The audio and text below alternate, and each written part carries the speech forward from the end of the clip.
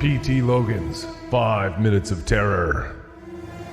Twisted, troubling tales to send a chill up your spine.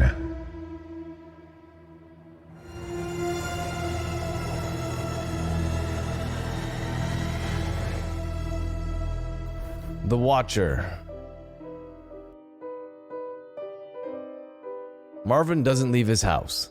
Not to get groceries, not to take out the trash, not even to shovel his driveway. Marvin has hired people to do all of these jobs so that he can just stay inside and watch.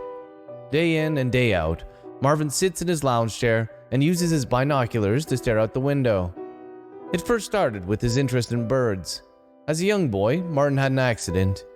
He'd been climbing the roof of his family barn and slipped and fell. Martin broke both legs, and for the entire summer, he was confined to a chair. Rather than watch TV, his mother gave him a pair of binoculars and a book about birds. That's how it started. But when he was a kid, there were no other houses near the farm. Not ones that he could see with the binoculars anyway.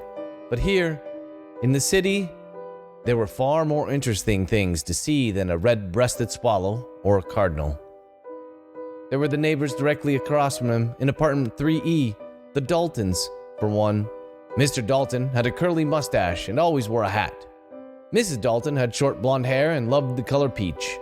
The boy, Eric Dalton, liked to play video games nearly as much as Marvin liked to watch. Below them, in 2E, lived Mrs. Margot and her 7 cats. Marvin didn't know the cats' real names, but he'd given them some of his own. His favorite was the big orange one that he'd named Georgina. Mrs. Margot was in her 80s and as wrinkled as a piece of wax paper shoved in one's pocket. There were other neighbors that Marvin liked to watch as well, but these two were the most interesting. What made them so intriguing was that whenever the Daltons weren't home, which was most weekdays when the adults were at work and Eric was in school, Mrs. Margot went upstairs. It always happened the same way. Mrs. Margot would feed her cats, and as soon as Mrs. Dalton left with Eric, she would exit her apartment and head up the staircase. Marvin wasn't sure how the elderly woman managed to get into the Dalton apartment, but she did. Then she would spend the entire day in their house. But she wasn't a housekeeper or interested in cleaning. Instead, Mrs. Margot would root through the Daltons' fridge, helping herself to whatever she wanted. She would also sip from Mr. Dalton's favorite and very expensive scotch. If this wasn't bad enough, Mrs. Margot would lounge on their couch and watch TV for most of the afternoon. And then, around 3 p.m., Mrs. Margot would pick one of the Daltons' beds, changing it up every few days, and have a little nap.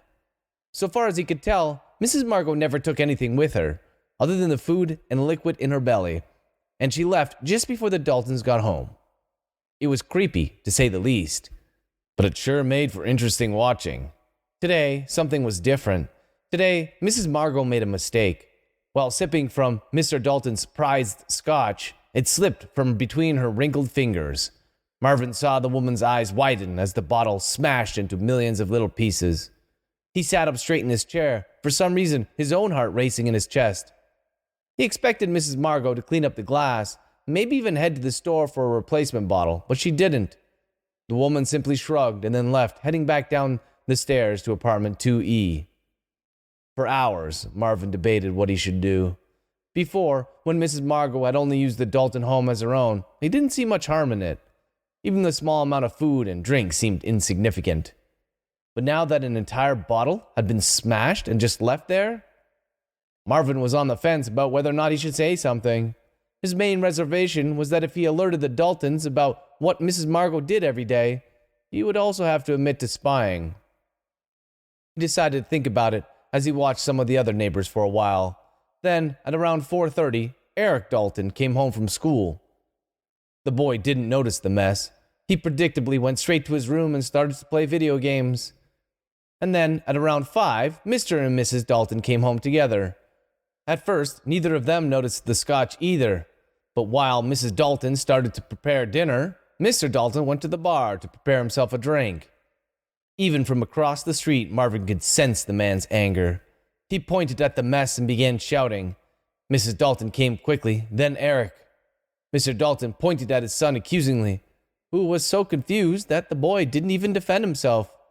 This is it, Marvin thought. I have to tell them. It's not fair that Eric would get in trouble for something he didn't do. As Mr. Dalton continued to yell at his son, Marvin slowly pulled himself out of his chair and hurried down the stairs. Then he ran across the street and up the stairs to apartment 3E and banged on the door. Mrs. Dalton answered, her face red. "I'm sorry, now is not a good time." Marvin was out of breath and he said, "It wasn't your son." He huffed, "It was Mrs. Margot." "Excuse me?"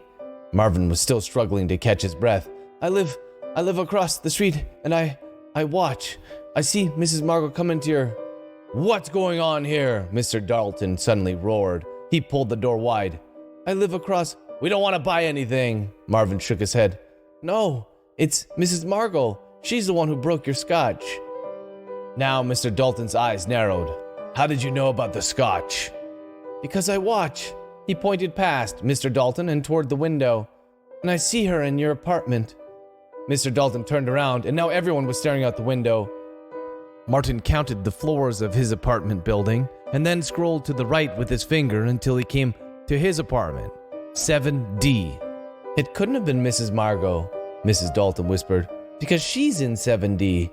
Marvin blinked rapidly. Something was wrong. There was someone in his apartment. Someone sitting in his chair. Someone staring back at him with his own binoculars. Only it wasn't him. It was the wrinkled Mrs. Margot. "You know what I think?" Mr. Dalton hissed as he reached out and grabbed a hold of Marvin's shirt collar and yanked him into the apartment. "Is that you broke my scotch? And you're gonna pay. One way or another, you are going to pay." P.T. Logan's 5 Minutes of Terror. Twisted, troubling tales to send a chill up your spine.